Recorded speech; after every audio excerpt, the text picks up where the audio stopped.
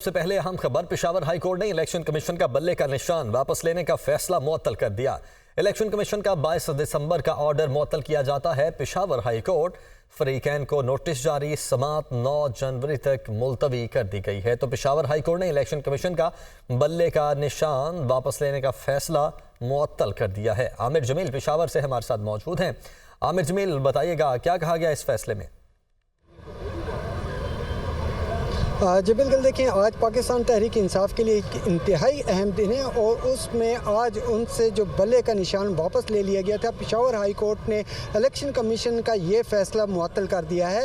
आज ही बैरिस्टर गौहर और दीगर वकला के जानिब से ये दरख्वास्त दायर की गई थी और ख़ास तौर पर अदालत से ये रिक्वेस्ट की गई थी कि आज ही इस दरख्वास्त को, इस केस को सुना जाए, जिस पर सिंगल बेंच जस्टिस कामरान हयात पर जो मुश्तमिल था उसने ये केस सुना है और उसमें बैरिस्टर गौहर और अली ज़फ़र समेत दीगर जो पाकिस्तान तहरीक इंसाफ की टीम है वो उसमें पेश हुई है। जबकि मुखालिफ की जानिब से एक प्राइवेट रिस्पोंडेंट था, उसकी जानिब से सनाउल्लाह वकील जो है वो पेश हुए हैं, जबकि एडिशनल अटॉर्नी जनरल भी इस केस में पेश हुए हैं। सबसे पहले जो चांस दिया गया था वो बैरिस्टर अली ज़फ़र को दिया गया। अदालत ने उनसे पूछा कि आप किस बुनियाद पर कहते हैं कि ये फ़ैसला गलत हुआ, जिस पर उन्होंने अपने 4 अहम पॉइंट्स जो हैं, जो कि उन्होंने पहले से तैयार किए हुए थे, वो बताए। सबसे पहले उन्होंने अदालत में बताया कि और मुख्तलिफ इस हवाले से उन्होंने कवानीन का और आर्टिकल्स और सेक्शंस का हवाला देते हुए उन्होंने बताया कि इलेक्शन कमीशन का ये इख्तियार ही नहीं है कि वो इंट्रा पार्टी इलेक्शन पर किसी किस्म का कोई फ़ैसला दे सके।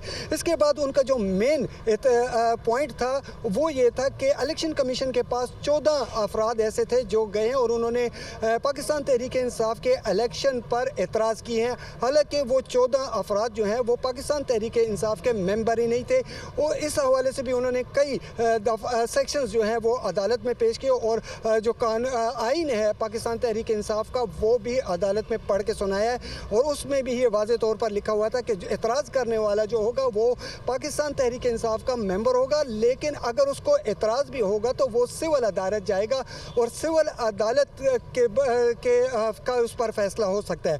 इसके बाद उनका जो तीसरा पॉइंट था वो ये था कि एक पूरे पाकिस्तान में मखसूस नशिस्तें जो हैं वो अगर पाकिस्तान तहरीक इंसाफ को बाहर कर दिया जाता है तो वो 277 मखसूस नशिस्तें हैं उन पर भी असर आएगा।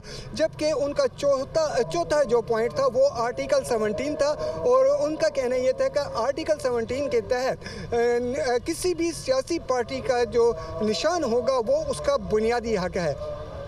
बैरिस्टर अली ज़फ़र ने इस पर अपने दलाइल मुकम्मल करते हुए अदालत से ये दरख्वास्त की कि इसका फ़ैसला आज ही सुनाया जाए, क्योंकि 13 जनवरी जो है वो निशानात अलाटमेंट की आखिरी तारीख है और उससे पहले इनको कई ऐसे इक़दाम और फिर ये फैसला भी सुना दिया गया। आमिर, आपने डिटेल में सब कुछ बताया, बहुत शुक्रिया आपका।